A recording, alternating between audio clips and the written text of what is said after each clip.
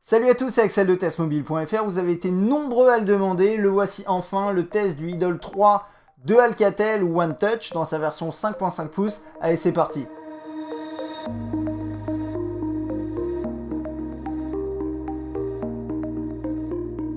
On va procéder à un rapide déballage. Hop, c'est parti. Le terminal est là. Là, on a un petit outil pour accéder au tiroir pour la SIM et la micro SD. Vous verrez ça dans un instant. On a un peu de lecture, voire beaucoup. Passionnément à la folie.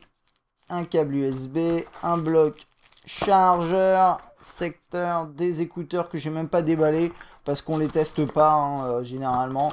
Mais voilà, c'est à peu près tout ce qu'on a dans la boîte. On va passer au spec de l'appareil. Juste avant, je voudrais simplement remercier notre partenaire Norev. Norev qui est une entreprise basée en France, à Saint-Tropez, et qui produit des accessoires de protection pour smartphone, mais pas uniquement, en cuir, toujours de qualité. Je vous invite à regarder dans la description, j'aurai mis un lien vers leur boutique.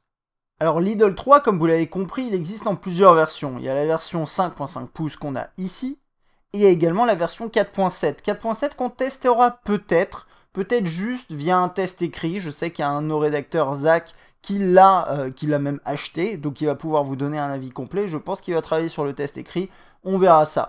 Donc là, on est sur la version 5.5 pouces, qui est ce qu'on peut qualifier de phablette. Et ce terminal tourne sur Android Lollipop avec une surcouche plutôt sympathique, enfin, qui est pas très présente, et c'est ça qui est sympathique, vous le verrez. C'est un terminal qui est LTE. Il y a une version Dual SIM qui est en option, hein. Celle-ci, c'est pas la version Dual SIM, mais elle existe. C'est un écran donc 5.5 pouces, 1080p, c'est du IPS LCD, ça lui fait 401 ppi au niveau de la densité de pixels. Il tourne sur un chipset de chez Qualcomm Snapdragon 615. C'est du quad-core 1,5 plus quad-core 1 GHz. On a 16 Go de mémoire interne avec possibilité de rajouter jusqu'à 128 Go via une micro SD qu'on insère sur le côté. Je vais vous montrer ça dans un instant. On a 2 Go de RAM. Et si vous avez la version Dual SIM, vous avez 32 Go de mémoire et 2 Go de RAM. Au niveau de l'appareil photo, c'est du 13 mégapixels à l'arrière, du 8 mégapixels à l'avant. Vous avez un flash LED et on a une batterie de 2910 mAh. Le Idol 3, c'est un terminal qu'on va qualifier de moyenne gamme, qui coûte 250 € nu actuellement. Et donc voilà, quand là on fait le ratio entre les specs et le prix, on se rend compte déjà que sur le papier, c'est quand même pas mal. L'Idol 3, c'est un terminal qui a un design assez original tout en étant en fait très épuré, et c'est ça qui est assez intéressant. C'est un terminal qui est en plastique, qui a donc un écran ici de 5.5 pouces, et de face, vous voyez, c'est plutôt épuré. On a un haut-parleur en haut, un haut-parleur en bas, ça c'est une des caractéristiques de ce terminal, ce qui est plutôt sympathique, vous le verrez dans un instant.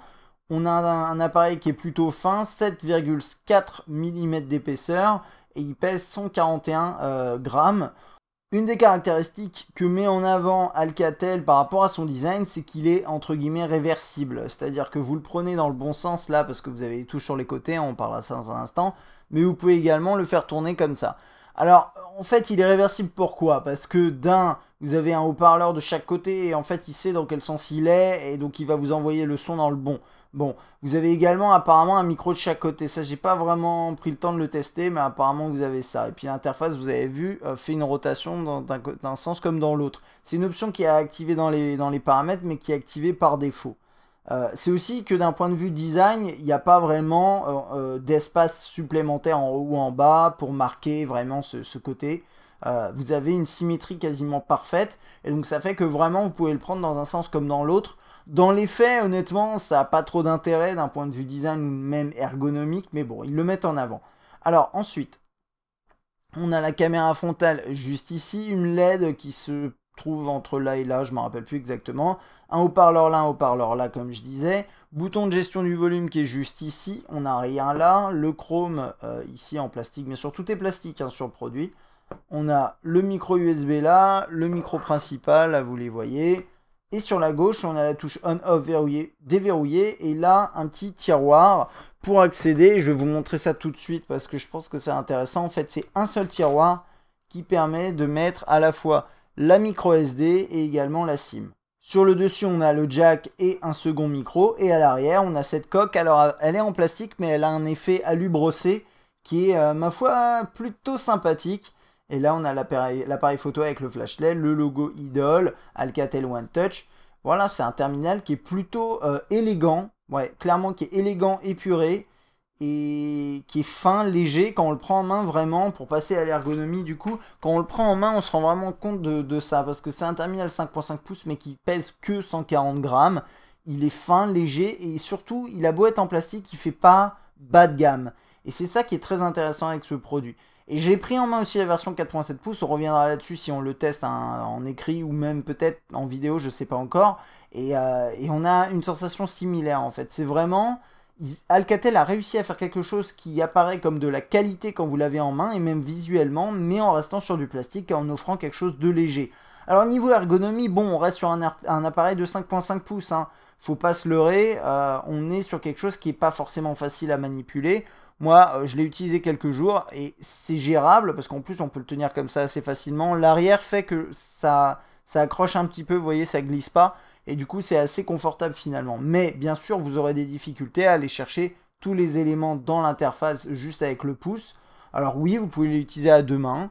Il y a autre chose aussi, c'est que la touche on-off verrouiller déverrouiller, elle est sur la gauche, alors que le volume est à droite. C'est assez atypique finalement parce que, bon, si vous êtes gaucher, à la limite, je dirais pourquoi pas. C'est vrai que en proportion, il y a plus de droitiers que de gauchers, mais c'est vrai que si vous êtes gaucher, ça peut aller. Après, le seul truc, c'est comment vous faites pour... Enfin, je sais pas exactement. Mais c'est vrai que la touche on-off verrouiller déverrouiller, elle est bien placée pour les gauchers. C'est clair que pour les droitiers, c'est un peu compliqué parce que sur un écran de 5.5 pouces, aller le chercher avec l'index ici, c'est un peu compliqué. Voilà. Et puis de l'autre côté, à l'inverse, si vous êtes gaucher, le volume est pas facile à aller chercher. Je trouve ça un peu bizarre qu'ils aient tout regroupé, enfin qu'ils aient pas tout regroupé d'un côté, mais en même temps, vous avez le double tap, donc qui marche pas toujours bien. Parfois, ça met un petit peu de temps à se déclencher. Vous avez le double tap et qui permet tout simplement d'accéder à l'interface sans avoir utilisé la touche on-off verrouiller déverrouiller, ce qui est quand même sympathique. Et puis, bah, côté ergonomie, encore cet aspect réversible dont j'ai déjà parlé pour le design. Personnellement, je trouve que ça apporte rien, mais dites-moi ce que vous en pensez. Le fait de pouvoir prendre le terminal d'un sens comme dans l'autre et d'avoir entre guillemets la même expérience, même si c'est pas tout à fait le cas. Parlons maintenant de l'écran de ce Idol 3, donc c'est une version donc phablette et en plus sur un écran de 5.5 pouces, c'est d'autant plus important que l'écran représente vraiment la valeur ajoutée du terminal hein, sur un appareil aussi grand. Donc c'est du 1080p sur du 5.5, ça fait 401 ppi. Au niveau de la densité de pixels, on n'est pas trop mal, on a un affichage qui est suffisamment fin. Bien sûr, on n'est pas au niveau de tous les hauts de gamme récents qui tournent en 2K, mais on s'attend pas à avoir ce genre d'expérience sur un terminal à 250 €. Moi, je pense que par rapport à ça, c'est plutôt bon. Et puis ensuite, niveau qualité d'affichage, alors je vais vous mettre quelques clichés, peu importe. Non, ça c'est la pellicule, je les ai ailleurs. Hop, on va regarder ça dans Album. Ça va être juste ici, voilà les clichés un peu classiques. J'ai testé différentes choses. Alors attention, là, la luminosité n'est pas à fond. Tout simplement parce que sinon, ça n'est pas possible avec la caméra. Et d'ailleurs, la luminosité max de ce terminal s'élève à 590 lux sur du blanc. Et ça, c'est excellent. C'est une très très bonne luminosité. Donc, ça, première chose, vous aurez plutôt une bonne visibilité en extérieur. Ensuite, moi, ce que j'ai constaté, c'est que le terminal tirait assez facilement vers le rose. Légèrement, hein, mais très légèrement, mais ça tire un petit peu vers le rose. Alors ça se voit pas à la caméra, là je sais pas ce que vous voyez, c'est peut-être plutôt bleuté, mais ça se voit plutôt à l'œil nu, c'est légèrement rosé. Et les noirs, quand vous êtes au maximum de la luminosité, sont assez lumineux. Même un petit peu trop lumineux à mon goût. Donc voilà, il y a certains trucs comme ça, mais c'est-à-dire qu'avec 590 lux de luminosité, c'est quasiment obligatoire sur un écran IPS. Maintenant, c'est à vous de gérer ça, vous le mettez en adaptatif et vous avez quelque chose de très bien, avec des noirs plutôt corrects, mais c'est clair que si vous augmentez, ils seront clairement lumineux. Sinon, moi j'ai trouvé que y a juste un petit truc à noter, c'est que les couleurs étaient un tout petit peu plus pâles que la moyenne des terminaux qu'on a pu tester en ce moment. Moi je le vois par exemple quand je vais sur Test Mobile, je regarde le logo de ce bleu par rapport à d'autres terminaux et je constate qu'il est un peu plus pâle que d'autres. Voilà, c'est des détails comme ça, mais c'est vrai que vos clichés ont l'air peut-être un peu moins, entre guillemets, saturés, un peu moins vifs sur cet écran-là par rapport à d'autres terminaux qu'on a pu tester récemment. Les angles de vue sont très très bons, il n'y a aucun problème. Petite prise en luminosité quand on se met sur certains angles, mais c'est vraiment rien de dramatique, c'est un peu compliqué du coup de regarder les angles comme ça. Mais sinon, donc sinon c'est très très bien. Et puis également le multitouch qui fonctionne à la perfection. Voilà. Donc là, c'est juste dans la galerie, c'est un peu pénible parce que quand vous dézoomez au max, voilà, vous êtes comme ça. Mais sinon, ça marche très très bien, il n'y a aucun problème. On va maintenant passer aux fonctionnalités. Le Idol 3, c'est un terminal qui tourne dès sa sortie sous Android Lollipop dans sa version 5.0.2 avec très peu de surcouches finalement, mais des apports logiciels par Alcatel qui sont plutôt intéressants. Donc déjà, vous avez le double tap qui s'active, enfin qui n'est pas une fonctionnalité de base dans Android et qu'on retrouve ici. Quand vous déverrouillez l'écran, vous avez quelques fonctions en plus, accessibles quand vous appuyez 2 fois. Et ça, c'est personnalisable, donc c'est plutôt pas mal. Donc voilà, toc.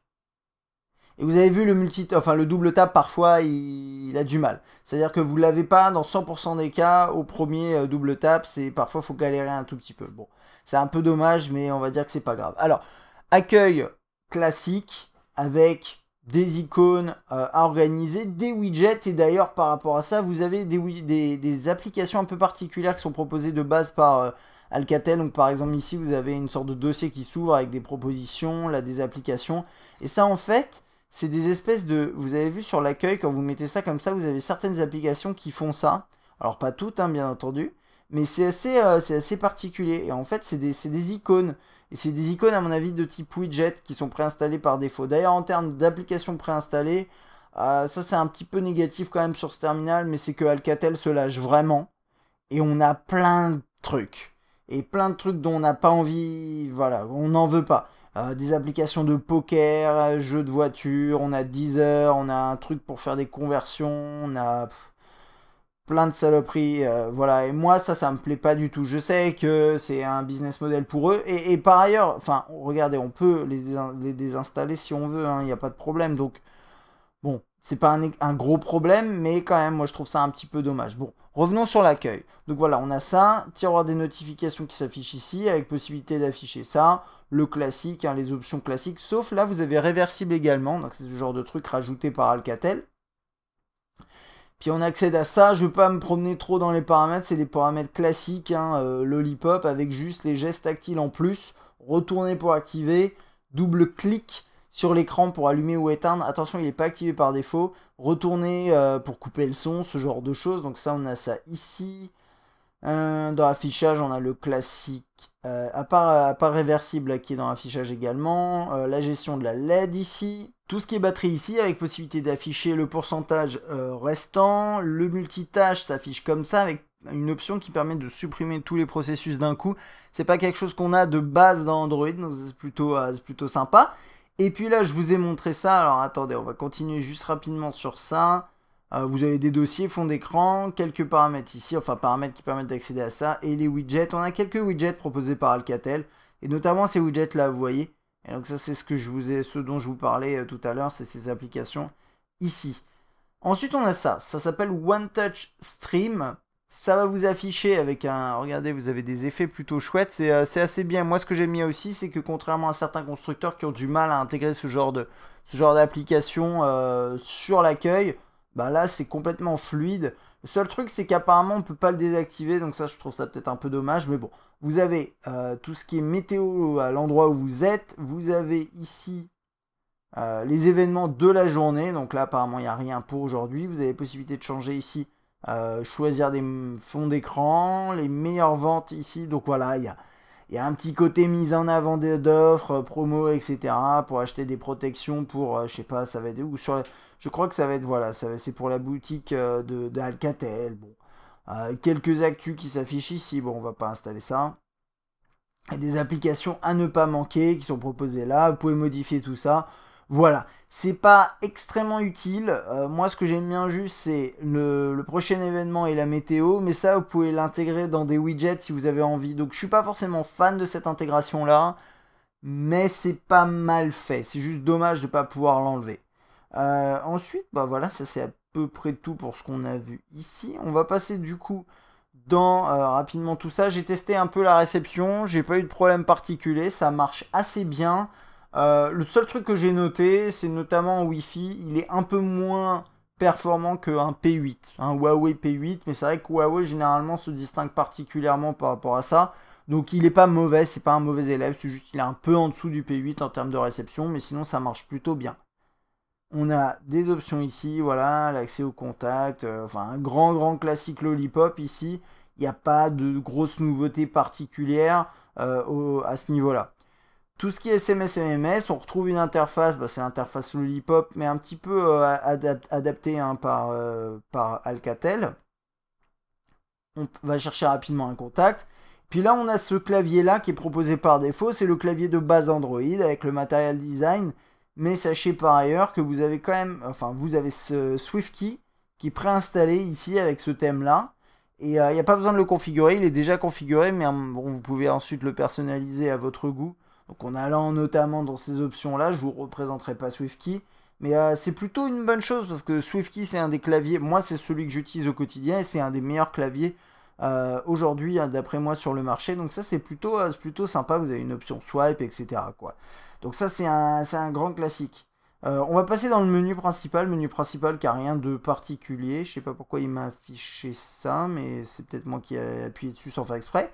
Alors, en passant outre toutes les applications qui sont préinstallées, je vous dirai quand c'est des applications préinstallées. Donc là, c'en est une. Ensuite, il y a l'antivirus, c'en est une. Et Tutu, c'est moi qui l'ai installé. Vous avez ensuite une sorte d'agrégateur. Alors moi, je croyais déjà avoir fait ça. Voilà. C'est pas un agrégateur, mais c'est une sorte de sélection par Alcatel d'applications pour votre terminal. Vous avez quelques mises à jour à gérer ici. Vous n'êtes pas obligé d'utiliser tout ça. La question que je me posais, c'est est-ce qu'on peut le supprimer? Non, lui, on peut pas le supprimer. Parce que c'est un classique. Enfin, c'est pas un classique. C'est une application mise en avant par Alcatel, produite par Alcatel. C'est comme ici le centre des jeux. C'est la même chose. Et j'ai déjà fait ça. Oh là, je sais pas pourquoi il m'affichait encore. Mais là, on peut pareil aller chercher des applications, enfin des jeux, et donc les télécharger directement. Donc ça, c'est pas inintéressant, mais en soi, on a déjà des filtres sur le Play Store, donc je sais pas pourquoi il y a ce genre de choses installées. On a une boussole, la calculatrice, un sympathique calendrier, qui est pas celui de base d'Android, qui est un peu modifié, mais qui ressemble à celui de base d'Android, mais donc modifié par Alcatel à la sauce Lollipop avec ce genre de choses qui est plutôt sympa. Le mode mois, on peut rapidement voir les événements qu'on a. Le mode semaine ici qui est plutôt chouette. Un mode agenda avec une liste. Enfin bon, voilà quoi. Que du bon par rapport à ça. Bien sûr, synchronisable avec les services de votre choix, donc comme d'habitude. Cars Racing, ça a été préinstallé. On va regarder pour le web. Je vais d'abord commencer avec le navigateur proposé par défaut par Alcatel qui est celui-ci. Alors c'est le navigateur de base hein, dans Android. Sachant qu'aujourd'hui c'est un peu étrange de dire ça parce que normalement c'est Chrome qui est proposé par défaut. Et d'ailleurs qui est installé hein, sur ce terminal. Que ce soit sur Chrome ou sur ce navigateur là, je trouve que l'expérience en soi est pas mauvaise pour un appareil à 250 euros. Mais vous le voyez, c'est pas tout à fait fluide. Je vais lancer Chrome maintenant pour regarder parce que je trouvais que c'était peut-être un poil meilleur, notamment sur Test Mobile dans sa version mobile, qui est un appareil qui est, enfin un appareil qui est un site qui est pas forcément très léger, mais il y a quand même plus lourd que ça aujourd'hui avec toutes les intégrations de scripts qu'il y a sur les sites. Et c'est vrai que là, moi je trouvais pas ça exceptionnel en termes de performance là-dessus. Sur le web, on va rapidement aller voir sur The Verge. Donc là, c'est en train de charger, mais je sais pas. C'est pas excellent. C'est ça que je veux dire. C'est pas mauvais, mais c'est loin d'être excellent. On peut bien sûr zoomer, dézoomer, etc. Voilà, c'est à peu près tout. On a un accès au contact également dans les paramètres ici. Alors ça c'est des applications préinstallées. Hein. Currency, Deezer. Allez, bouge de là s'il te plaît. En plus, c'est une version d'évaluation. Le dictaphone, Drive, Dropbox. Pour les mails, vous utilisez soit le client Gmail par défaut, soit ça, qui utilise d'ailleurs l'interface de Gmail. Et ça, c'est plutôt cool. Donc on retrouve vraiment l'esprit Lollipop là-dedans. Et ça marche vraiment bien, quoi. Alors, comme vous le voyez, de temps en temps, il y a une petite saccade. Hein. Ça, c'est... Voilà, il y a quelques légers soucis de performance de temps en temps, mais dans l'interface, généralement, ça va bien. Alors, on a la possibilité de se connecter en DLNA à des écrans. Bon, ça, on va pas regarder. Ça, c'est parce qu'il y a le NFC. Evernote qui est préinstallé. Facebook qui est préinstallé. Facetune, on s'en fout, c'est préinstallé. Flipboard, c'est préinstallé. On a la galerie, on va la regarder. La galerie donc qui dispose d'une vue pellicule, album, un grand classique, hein, heure, lieu, vidéo, qui marche bien, il n'y a pas grand chose à dire là-dessus. Toc, voilà.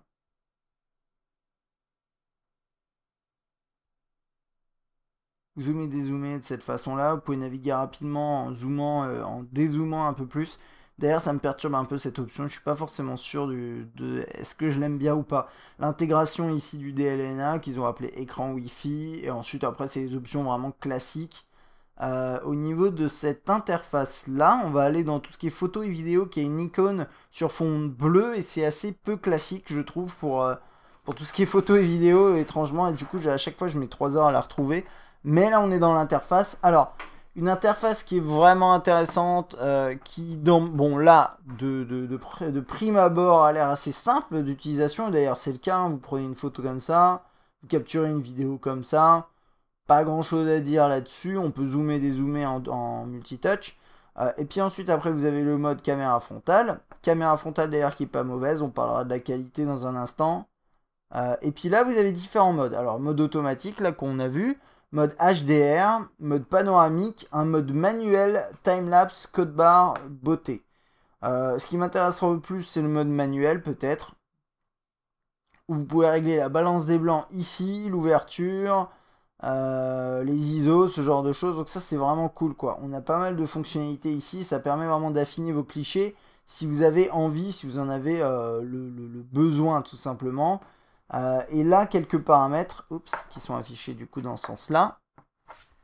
Et donc vous avez la possibilité de basculer en 13 mégapixels ou éventuellement moins 10 mégapixels. Retardateur, le géotagage, le son de l'obturateur, tout ce qui est voilà. Et puis niveau vidéo, vous pouvez régler Full HD ou 720p, là comme vous pouvez voir ici. Stabilisateur qui est activé par défaut. Et c'est à peu près tout pour cette interface. Moi, je trouve que c'est une interface qui est bien faite, facile à utiliser. Et on va regarder rapidement la qualité photo et vidéo, on va en parler. Alors, qu'est-ce que je vais vous mettre? Allez, on va partir là-dessus. De toute façon, je vous mettrai les échantillons comme d'habitude sur testmobile.fr sur le test écrit. Concrètement, en photo de jour, on a, moi je trouve une qualité qui est plutôt bonne, avec néanmoins des couleurs qui sont un peu vives. Et parfois, vous voyez une exposition qui est assez difficile, qui est mal géré, parce que regardez là par exemple, ça c'est bien exposé, il n'y a pas de problème particulier. Là, c'est surexposé. Et en mode manuel, vous pouvez un petit peu contrecarrer ça, en mode automatique c'est plus compliqué. Donc ça c'est un peu dommage, mais vous l'aurez pas tout le temps. Vous voyez là, ça se passe bien. Le seul truc que j'ai remarqué, c'est que les couleurs étaient vraiment un poil trop vives. Là, le jaune, il est trop saturé par rapport à la réalité. J'ai regardé bien sûr sur un écran calibré et c'est aussi saturé. Donc ça, c'est à noter. Par contre, la balance des blancs fonctionne bien. Là, par exemple, sur ce cliché-là, le fond a tendance sur d'autres terminaux à pas être blanc du tout. Et là, c'est le cas. Donc ça, c'est plutôt bien. De nuit, c'est un peu bruité. Comme vous pouvez le constater, le focus est un petit peu plus compliqué, mais c'est ok, ça va. Et les couleurs sont plutôt justes comme vous pouvez le voir. Bon là, c'est un focus de près, je vais essayer de mettre un autre cliché. Qu'est-ce qu'on a d'autre? Bon, je vais repartir sur le premier. Ça c'était avec le flash, mais voilà, les couleurs sont plutôt justes. Donc ça c'est pas mal du tout, il n'y a pas grand chose à dire. De nuit c'est correct. Mais comme je disais, le focus a un tout petit peu plus de difficulté. Un truc qui est intéressant, c'est que la caméra frontale 8 mégapixels offre, en tout cas d'après ce que j'ai pu voir, une qualité qui est plutôt bonne. Voilà, ça c'est moins. Voilà. Généralement, c'est vrai que les caméras frontales, c'est jamais excellent. Et là, j'étais bien éclairé, etc. Hein, donc, je lui facilitais un peu le boulot. Mais la qualité était plutôt bonne. Alors, ensuite, on a tout ce qui est qualité photo et vidéo. On va en parler rapidement. D'ailleurs, je voulais pas vous en parler avec ça. C'est pas ça que j'utilise généralement. Et hop, on bascule dans ce sens-là. Voilà.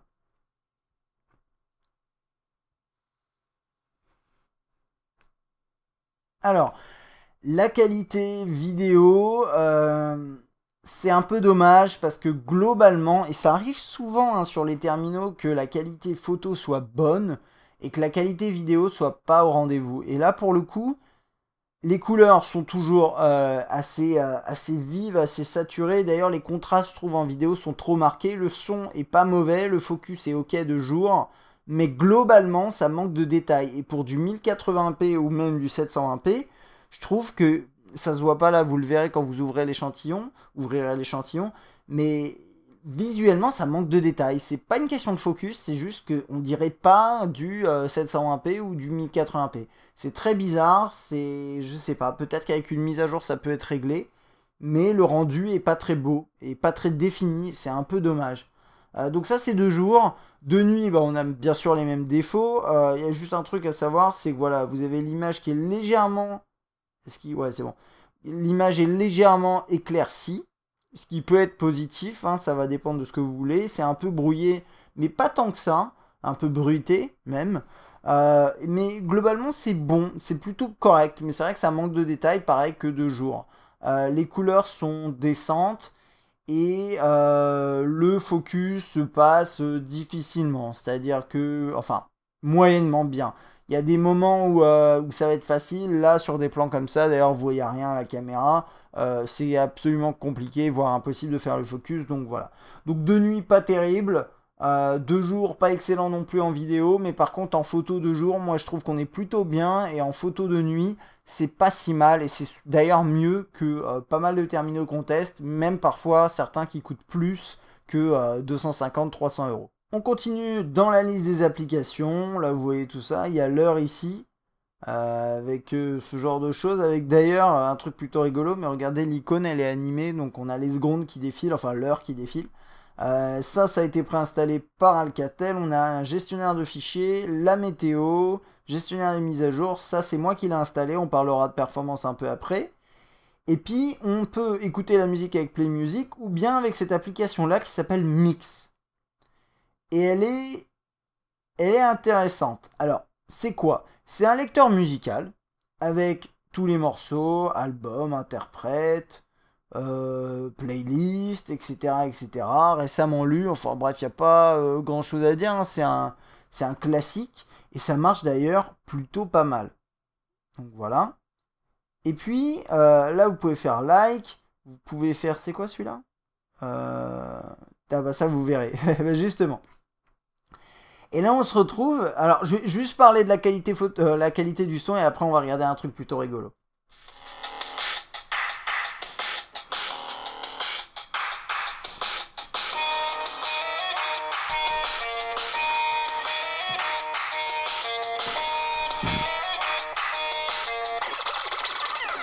Alors, la qualité du son des haut-parleurs est quand même intéressante. C'est-à-dire que vous avez deux haut-parleurs en frontal, donc c'est toujours positif à mon sens. Euh, Vous avez un volume qui est plutôt bon, plutôt élevé.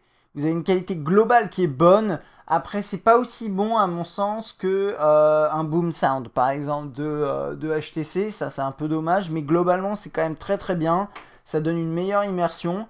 Et donc voilà, à tester, moi j'ai eu le sentiment que dans Mix, le son était un peu plus faible que dans Play Music, ce qui me paraît bizarre, c'est l'idée que j'en ai eue. Mais sinon, on a quand même une bonne qualité, et ça c'est clair que c'est un gros plus pour moi, ce système de double haut-parleur frontal. Maintenant, la petite nouveauté dans ce lecteur musical, c'est, vous l'avez vu tout à l'heure, c'est d'avoir une fonction mix, un peu DJ. Alors, c'est un peu gadget, et en même temps, c'est assez bien foutu. Alors, vous avez deux modes. Vous avez ce mode en mode portrait.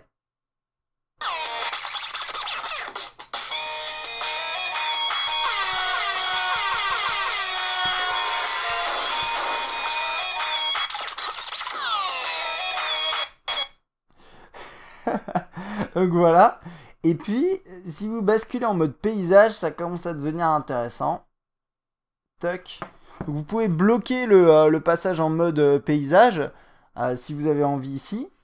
Et vous pouvez mixer avec deux morceaux différents. Alors là, c'est naze parce que je vais vous mettre des morceaux qui sont... bah non, je peux pas mettre celui-là parce qu'il est copyrighté, justement. Alors attendez. Normalement... Alors là, normalement, ça marche. Attendez. Je suis pas encore au point. Attendez, un instant. Donc normalement, bon, il y a plusieurs choses à voir. Voilà, c'est ça qu'il fallait que je fasse. Donc ça, c'est quoi cette option? Je sais pas. Mais peu importe. Alors voilà, là c'est bon. Donc excusez-moi. Donc on peut rajouter plusieurs morceaux. Donc on peut prendre 2 morceaux. Donc là par exemple j'ai un morceau à gauche, un morceau à droite. On peut le lire. On peut scratcher. Et puis là on peut faire une bascule avec l'autre côté. Je vais vous montrer ça. C'est parti.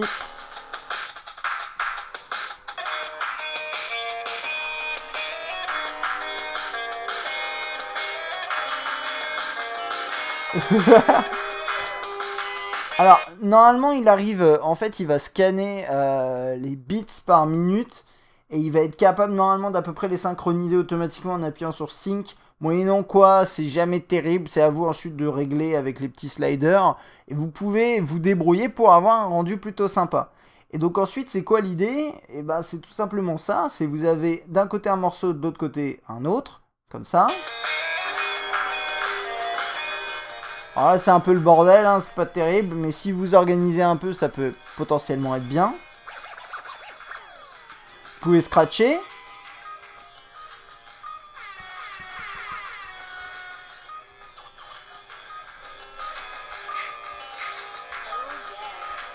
Vous avez plein de sons.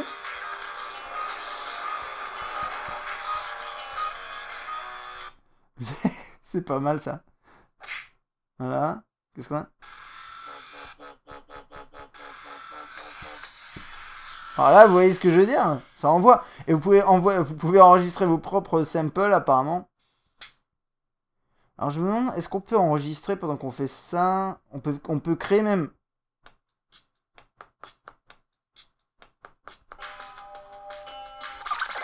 Bref, je sais pas exactement ce qu'on peut en faire, mais il y a des trucs sympas à faire. Vous pouvez enregistrer ce que vous faites en appuyant sur le bouton là. Et ici, vous avez en plus la possibilité de gérer... Alors là, ça commence à devenir un peu le bazar. Je maîtrise pas tout à fait le truc, parce que j'ai lancé... Ah voilà, c'est bon. C'est un peu le boxon. Voilà, on passe en mode simple, peu importe. Et donc, qu'est-ce que je voulais vous dire? Ouais, ici, on a la possibilité de gérer les aigus, les moyens, les basses, et même quelques effets. Alors ça, c'est quand même assez incroyable.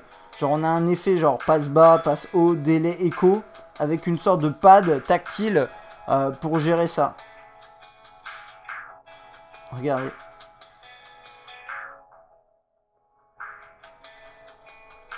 Moi, je trouve ça super stylé comme truc.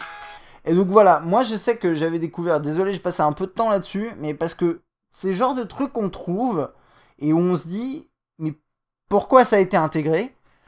Et en même temps, c'est fun et c'est super bien foutu. Et donc moi je dis juste chapeau à Alcatel qui en fait si vous voulez ça c'est un truc qu'on avait pu découvrir lors d'un précédent lors d'un salon en fait à l'IFA.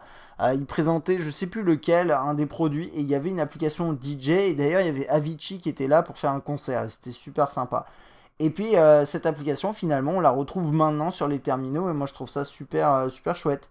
Bon, la raison aussi pour laquelle j'ai passé un peu de temps là-dessus, c'est parce que je sais qu'on approche de la fin. On a une application de notes, on a la radio. Après, c'est plein d'applications préinstallées. Smart Switch, je crois, c'est pour faire de la connexion à distance. Voilà. On va regarder à nouveau. Établir une liaison entre votre dispositif Android et votre PC, super. Donc ça, pourquoi pas, hein. Ça peut être tout à fait utile. Et regardez, c'est à peu près tout, mais tout ce que vous voyez là, à part 2-3 applications, ça a été préinstallé par Alcatel. Donc pour moi, ça c'est un petit truc, Alcatel aurait pu faire attention à ça, je sais qu'on n'aime pas trop voir ce genre de choses, moyennant quoi, vous désinstallez tout ça, et vous êtes tranquille. Je pense avoir fait le tour pour les fonctionnalités, on a quelques trucs vraiment sympas, notamment le mix, là ça m'a plutôt emballé, j'ai envie de passer un peu de temps dessus. Donc voilà. Ensuite, on va parler tout ce qui est autonomie et performance. Alors performance, vous avez un petit 30 000 points sur Antutu, ce qui est pas énorme, mais pour un terminal à 250 €, je pense qu'on est dans quelque chose assez cohérent sur un 615. Donc voilà, dans l'interface globalement, c'est pas mauvais. La plupart du temps, c'est bien. Après, vous avez vu peut-être tout au long de ce test, de temps en temps, faites baisser le tiroir des notifications. Et puis, bah, il y a des petites saccades. C'est ce genre de choses. Ça peut être un peu dommage. Mais généralement, vous l'avez pas trop. Et moi, personnellement, ça m'a pas vraiment gêné. Par contre, le web, j'ai trouvé que c'était pas extrêmement fluide. Vous l'avez vu tout à l'heure. Un peu dommage. En jeu, bah, je vais vous montrer ça sur un petit jeu, hein, on va pas commencer à lancer des trucs trop lourds. Mais genre j'ai essayé Real Racing 3, ça marche très bien, y a pas de problème. Là c'est un petit jeu de Gameloft avec les Minions, qui est plutôt chouette. Et ça tourne vraiment très bien. Maintenant, voilà, aujourd'hui, un 615, ça fait tourner tous les jeux, même gourmands, dans la mesure où ils sont bien optimisés, il n'y a pas de problème. La question c'est est-ce que vous allez pouvoir faire tourner tous les jeux dans 2 ans? Bah, pas forcément, effectivement. Mais, oula, plus tard, jouer, voilà. Je veux jouer, s'il te plaît. Mais dans l'immédiat, ça marche bien et vous avez au moins 1 an et demi devant vous sans souci, je pense. Donc je vais vous montrer rapidement ça, hein. Il ne s'agit pas de passer 3 heures là-dessus, mais je sais que vous aimez bien voir par vos propres yeux de vos propres... à quel point je suis mauvais. C'est pas grave. Vas-y, réanime. Hey, go! Jump! Donc voilà, ça c'est quoi? C'est un jeu en 3D. Bon, peu importe. Donc voilà, ça marche très très bien, il n'y a pas de problème. Donc ça c'est pour les performances. Un truc à noter néanmoins, c'est que j'ai trouvé que le terminal chauffait pas mal, notamment quand il est en charge. Alors, il chauffe surtout vers le bas, mais en fait c'est un peu sur toute la zone du terminal. C'est un peu particulier, un petit peu dommage. Là, ça va à peu près, mais on est quand même quasiment à la limite des 40. Et là, vous voyez, quand je suis dans les rouges, je suis monté quasiment à 50 degrés. Là, vous le voyez là, et ça, c'est problématique. Parce que quand le terminal chauffe, déjà d'un, c'est pas confortable pour vous. J'ai pas vu de bug particulier, mais normalement les performances sont moindres pour pas que le terminal chauffe trop. Et donc voilà, quand vous le rechargez et ou quand vous lancez des benches, quand vous jouez à des jeux un peu gourmands, il va chauffer et il chauffe assez, il chauffe beaucoup, vous l'avez vu. Donc ça c'est un peu dommage. Sinon, j'ai pas parlé de ça, mais le fixe GPS se fait rapidement et la boussole est tout à fait correcte. Vous la calibrez dès la première fois, ça marche nickel. Il n'y a pas de problème. Alors, niveau autonomie, on a une batterie de 2910 mAh sur un terminal avec un écran 720p, avec un Snapdragon 615. Bon, c'est un terminal qui n'est pas forcément super satisfaisant en autonomie. Moi, ce que j'ai constaté, c'est que généralement, vous aurez une journée et demie, mais difficilement plus. Et les 2 journées, c'est quasiment utopique dans la mesure où, généralement, moi, en l'utilisant peut-être de manière un peu légère, j'arrivais à avoir une journée et demie, sauf que une et demie, enfin la nuit en plus, ça suffit pas pour faire votre deuxième journée. Même si vous l'éteignez la nuit, ça va être un peu compliqué. Donc j'aurais espéré un tout petit peu plus d'autonomie d'un terminal qui m'a plutôt globalement plu. Mais bon, voilà, vous aurez votre journée. Si vous l'utilisez, on va dire classiquement, si vous l'utilisez de manière un peu plus lourde, ce sera peut-être plus compliqué. Mais globalement, votre journée, elle sera là normalement sans trop de soucis. Donc voilà, c'est tout pour mon test du Idol 3 dans sa version 5.5 pouces, Idol 3 de Alcatel One Touch. C'est un appareil au global qui m'a vraiment séduit. Je trouve que pour 250 €, il n'y a pas beaucoup mieux aujourd'hui sur le marché. Si, il y en a, mais mieux, pas forcément. Il y a des concurrents, mais celui-ci est vraiment très intéressant et on va résumer tout ça. La première chose que je voudrais noter, donc, c'est le design de cet Idol 3 qui est tout simplement très bien. Moi, je le trouve vraiment très réussi, malgré, entre guillemets, le fait que ce soit du plastique, et c'est rassurant. Ça montre que on a tendance à valoriser l'aluminium, mais au final, le plastique, c'est aussi très bien, et ça a le mérite, normalement, de pas trop chauffer. Sauf que là, le terminal chauffe pas mal. À côté de ça, on a aussi un bel écran, comme je vous disais au début. On a des fonctionnalités qui sont vraiment intéressantes dans toute l'interface, et tout est cohérent, tout est en accord avec Lollipop. C'est quasiment un Lollipop brut, mais avec un petit ajout d'Alcatel qui est pas gênant et qui est même plutôt sympathique, et ça j'aime bien. On a des performances globales qui sont décentes.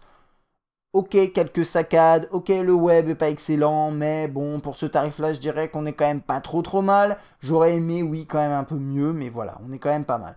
En photo de jour, on est plutôt bon. Et puis le haut-parleur est vraiment sympathique avec le double système. Côté point négatif, on a cette autonomie qui est quand même assez moyenne. On aurait aimé un peu plus. On a une qualité en vidéo qui est vraiment pas excellente. Et moi, je trouve ça un peu décevant. C'est à peu près tout pour les points négatifs. Avec la chauffe, bien sûr, en plus, qui est quand même gênante. Voilà.